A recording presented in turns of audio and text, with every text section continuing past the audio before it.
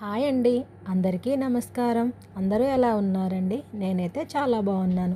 మీరందరూ కూడా బాగుండాలని మనస్ఫూర్తిగా అయితే కోరుకుంటున్నాను. ఈరోజు నేను ఒక రెసిపీని అయితే చేశానండి. అదైతే చాలా అంటే చాలా బాగుంటుంది. ఏదైనా స్వీట్ తినాలి అనిపించినప్పుడు ఇలా ఒకసారి అయితే ట్రై చేయండి. సేమియాతో ఎప్పుడు చేసుకునే పాయసం కేసరి కాకుండా ఈసారి బెల్లంతో ఇలా ఒకసారి ట్రై చేయండి. పిల్లలు కూడా చాలా ఇష్టంగా తింటారు. ఈ స్వీట్ తయారు చేసుకోవటానికి 1 కప్పు బెల్లాన్ని అయితే తీసుకుందాము.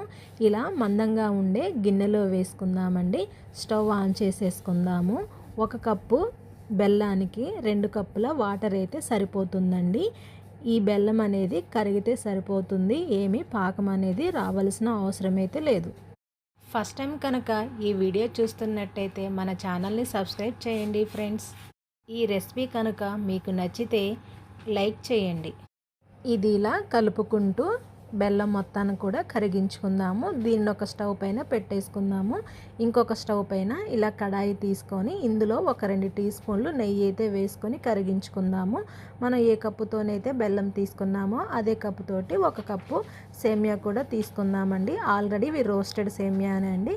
కాకపోతే నెయ్యిలో కాస్త ఫ్రై చేసుకుంటే స్మెల్ బాగుంటుందనేసి ఇలా ఒక 2 నిమిషాల పాటు ఫ్రై చేసుకుంటే సరిపోతుంది. ఈ సేమియాలను లో ఫ్లేమ్లోనే ఫ్రై చేసుకుంటే సరిపోతుంది. ఇలా ఫ్రై అయిన సేమియాని ఒక ప్లేట్లోకి తీసుకోవాలి. ఇలా ఈ విధంగా సేమియాలను అయితే మాడిపోకుండా చక్కగా ఫ్రై చేసుకోవాలండి.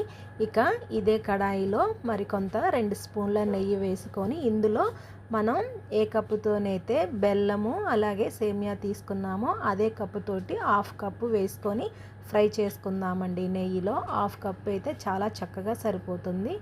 ఈ శనగపిండిలో పచ్చిదనం ఏమాత్రం లేకుండా కమ్మటి వాసన వచ్చేంత వరకు ఫ్రై చేసుకోవాలి. ఈ శనగపిండి ప్లేస్లో మీరు మైదాపిండి కూడా యూస్ చేసుకోవచ్చండి. అలా చేసినా కూడా చాలా టేస్టీగా ఉంటుంది.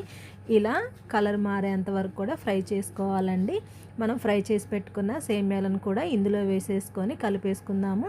ఇలా కలిపేసుకునేటప్పుడు స్టవ్ అయితే ఆఫ్ చేసుకోవాలండి. ఎందుకంటే రెండు కూడా ఫ్రై అయ్యాయి కదా, మాడిపోతుంటాయి. స్టవ్ ఆఫ్ చేసుకొని ఇలా మొత్తం కూడా కలిపేసుకోవాలి.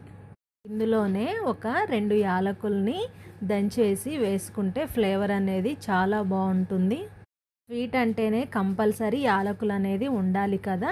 ఇక ఇది మొత్తం కలిపేసుకున్న తర్వాత మనం పక్కన పెట్టుకున్న ఈ బెల్లం వాటర్ ఉంది కదా, అది మొత్తం కూడా ఈ సేమియాలో వేసేసుకోవాలి. ఇలా మనం జాలి గంటతోనైతే వడపోసుకోవాలి అండి. బెల్లంలో ఏమన్నా నలకలు అలాంటివి ఉంటే పోతాయి. ఇలా మనం టీ గంటతోటి చేసేసుకుంటే సరిపోతుంది. ఇలా ఈ వాటర్లో దీనిని కలుపుతూ ఉడికించుకోవాలండి. ఇలా ఉడికే సమయంలో మీరు అవసరమైతే ఫుడ్ కలర్ వేసుకోవచ్చు. నేను వేయటం లేదండి. ఫుడ్ కలర్ అనేది పూర్తిగా ఆప్షనల్ అనండి. ఒకవేళ మీకు ఇష్టమైతే వేసేసుకోవచ్చు. ఇలా చూసారా, వాటర్ మొత్తం కూడా దగ్గర పడేంత వరకు ఉడికించుకోవాలి. మధ్య మధ్యలో కలుపుతూ ఉండాలండి, లేదంటే అడుగంటి పోతుంది. ఇక స్టవ్ ఆఫ్ చేసుకుందామండి. ఇందాక మనం సేమియా తీసుకున్న ప్లేట్లో 1 టీ స్పూను నెయ్యి వేసి ఈ ప్లేట్ మొత్తం కూడా స్ప్రెడ్ చేసుకోవాలండి. ఈ రెసిపీ మొత్తాన్ని కూడా ఈ ప్లేట్లో వేసేసుకొని ఇలా ప్లేట్ మొత్తం కూడా స్ప్రెడ్ చేసుకుందామండి. ఎక్కువ తక్కువలు లేకోకుండా ఈవెన్గా మొత్తం ప్లేట్ మొత్తం కూడా ఇలా సరి చేసుకోవాలి. ఇప్పుడు మనకి నచ్చిన షేప్లోనైతే వీటిని కట్ చేసుకుందామండి. ఇది చేసిన తర్వాత ఒక 1/2 అవర్ తర్వాత అయితే బాగుంటుందండి. కాస్త చల్లారితే స్వీట్ అనేది ఇలా చాలా సాఫ్ట్గా అయితే ఉంటుంది. చాలా ఈజీగా ఈ రెసిపీని అయితే చేయొచ్చండి. ఈ వీడియో నచ్చితే ఒక లైక్ చేసి మన ఛానల్ని సబ్స్క్రైబ్ చేయండి. Bye friends.